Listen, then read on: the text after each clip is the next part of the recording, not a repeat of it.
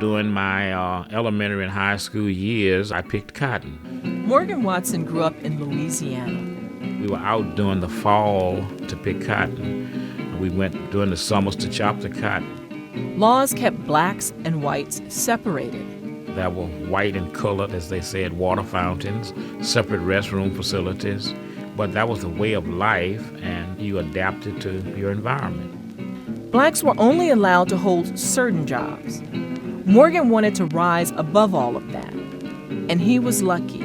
He had what he called a greasy thumb. I like to tinker with things, take them apart and put them back together. And I worked in a hardware store, and the white store owner saw my report card one day and saw that I had good grades in math and science and so forth, and he said, you probably would make a good engineer. Morgan didn't know what an engineer was, so he went to the library to find out. He earned a scholarship to a black college. When I came to Southern University as a freshman in 1961, the civil rights movement was just getting kicked off. There were other students participating in the city, and they had gotten arrested. So we marched downtown in protest of that. In college, he studied to become an engineer, and he enrolled in the first computer class the university offered. Just think of what was happening during this time. Segregation's barriers were coming down. A university was offering its first computer class ever.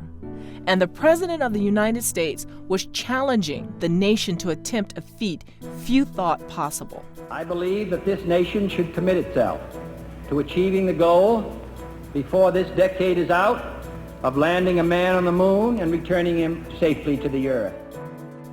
Morgan Watson found himself in the middle of all of this. To use a phrase from the 60s, far out. I knew what NASA was, and I knew about President Kennedy's idea of putting a man on the moon, but to think that I could work there. And that's just what happened. In the fall of 1963, NASA had almost no African Americans in skilled jobs, but they wanted some. So the agency invited Morgan, along with his friends George Bordeaux, Tommy Dubon, Frank Williams, and 3 others from their school to come to a work-study program at the Marshall Space Flight Center in Alabama. Well, we were the first African-American engineers at NASA. The newspapers at that time called Morgan and his friends social pioneers.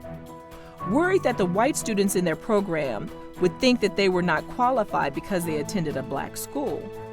We went out of our way to study late, to work hard, and do whatever it took to, well, we felt that the whole image of black people were riding on us as professionals, and we couldn't fail. Failure was not an option for us. In order to graduate, Morgan needed to take a math class, but it was only offered at an all-white college.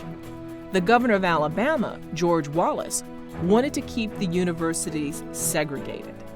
The governor is adamant.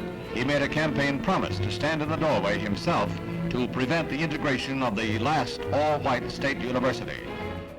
Morgan and one of his friends quietly enrolled in the class. All we knew is we needed the class. And Governor Wallace, anybody else could try and stand in the door and stop us, but we needed that class. After he graduated from college, Morgan continued to work in the space program. I worked for Chrysler, which was one of the NASA contractors, and they made the booster capsule that took man to the moon, the very first stage of the moon rocket. In the 1960s, NASA represented the future. The scientists and the engineers there were the best and the brightest, and Morgan Watson was one of them.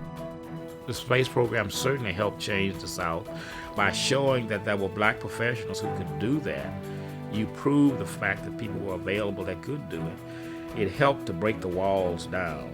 It helped change people's perception of black people in the South.